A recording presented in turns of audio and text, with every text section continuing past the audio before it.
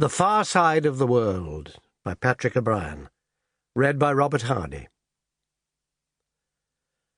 "Pass the word for Captain Aubrey!" cried a sequence of voices, at first dim and muffled far aft on the flagship's main deck, growing louder as the call wafted up to the quarter-deck, and so along the gangway to the forecastle, where Captain Aubrey stood by the starboard 32-pounder carronade, contemplating the Emperor of Morocco's purple galley, as it lay off Jumper's Bastion, with the vast grey and tawny rock of Gibraltar soaring behind it. Jack had been dreading the summons ever since the Caledonia came in, a little after dawn.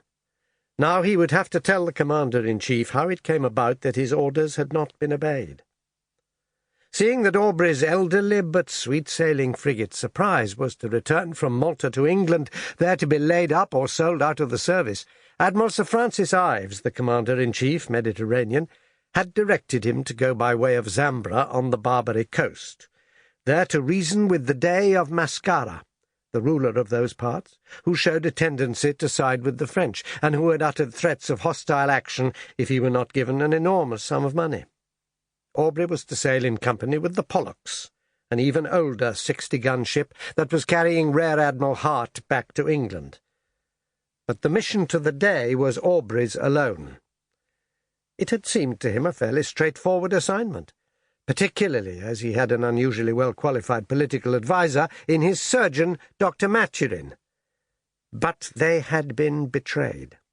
A French ship of the line, together with 2 frigates, appeared off the mouth of Zambra Bay, and the Dey's forts had fired on the Surprise. The Pollux, closely engaged by the French 80-gun ship, had blown up with the loss of all hands, and although by her brilliant sailing qualities the Surprise had run clear, Jack Aubrey had accomplished nothing of what he'd been sent to do. To be sure, he could represent that in the course of the manoeuvres he'd wrecked a heavy French frigate by luring her over a reef, and that the Pollux had so mauled her adversary that there was little likelihood of her ever regaining Toulon. But although he was satisfied that the Royal Navy had gained rather than lost by the encounter, he was by no means sure that the Commander-in-Chief would see it in the same light. "Another couple of minutes will tell, however," Jack said to himself as he hurried aft.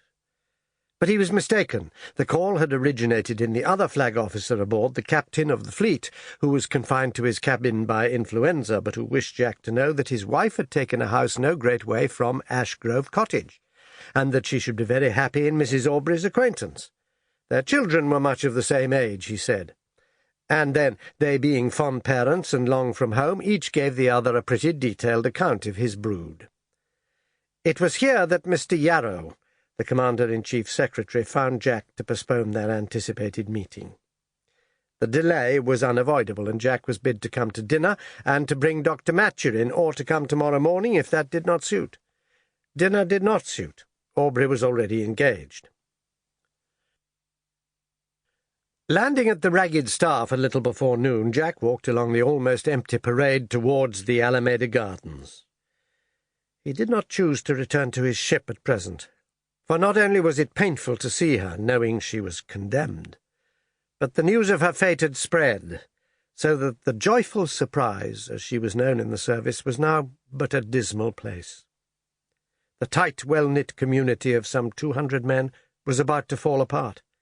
A hand-picked crew of able seamen, many of whom had sailed with him for years, was to be dispersed among a score of ships, or even, in the case of the officers, thrown on shore unemployed, simply because the Surprise was too small a frigate for modern requirements.